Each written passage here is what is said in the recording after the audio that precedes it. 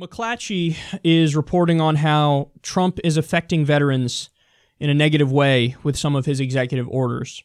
So they say the following: President Donald Trump's temporary hiring freeze on federal jobs is disproportionately affecting a group of his most loyal supporters, veterans, who receive preference in federal hiring. Some already have had job interviews canceled or postponed. The hiring freeze also applies to the Department of Veterans Affairs, something that deeply troubles veterans groups and lawmakers who say the freeze complicates the provision of veteran services by an agency that is chronically understaffed. Okay, so let's understand how insane this is. Donald Trump does what is nothing but a showman's move. I mean, this is just a tap dance. This is kabuki theater. This is paying a lip service to a far-right ideology which makes no goddamn sense to begin with. When he steps up and he says, we're doing a hiring freeze in the federal government, that's what we're doing, a hiring freeze. There's going to be no more. He's portraying it as if Obama was going nuts and hiring federal people left and right. There was actually a net cut of public jobs under Obama. Massive gain in the private sector, but a couple 100,000 jobs were cut in the public sector under Obama.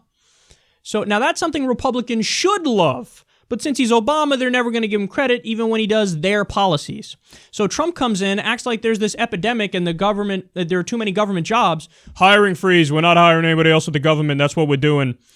And the people at the VA are like, whoa. We are chronically understaffed. We need to hire many more people. And like they explain here, job interviews canceled or postponed.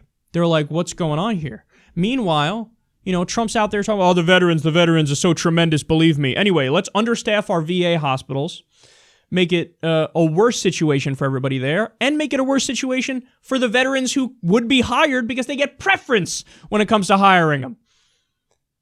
So you're hurting the veterans, and you're hurting the veterans very clearly. And this is what an ideologue does, people. That's the point here.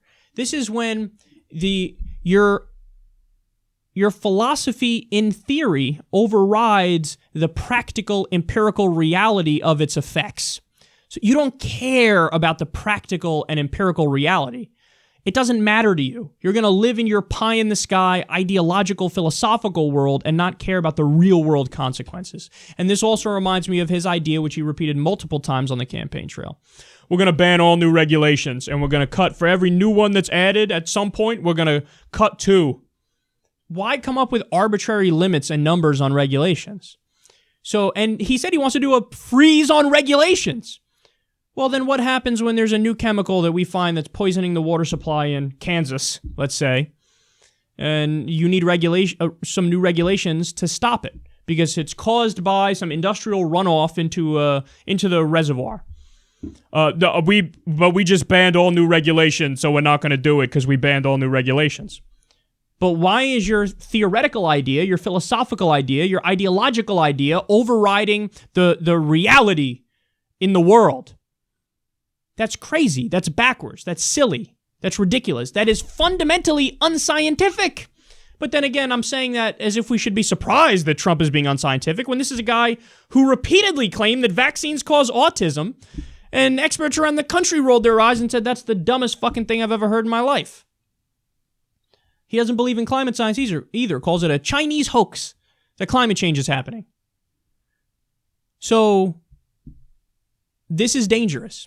It's dangerous because he said he wants to eliminate the EPA and the FDA. The food police, that's the problem. So that would make it so that we have many more instances of,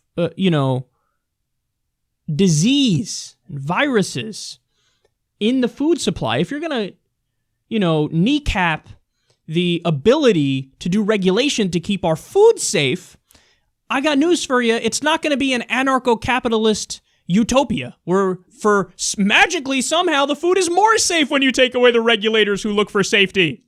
Yeah. No, it'll be worse. And then it's harder to contain when there is an outbreak because you got that agency too.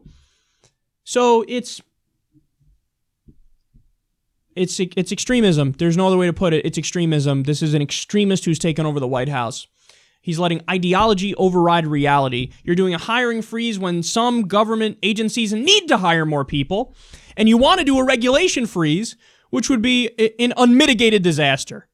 So this is a horrific situation, and this is why you need justice Democrats, not corporatist Democrats, who are going to fight this every step of the way and make sure they try to get the policies the American people want in place.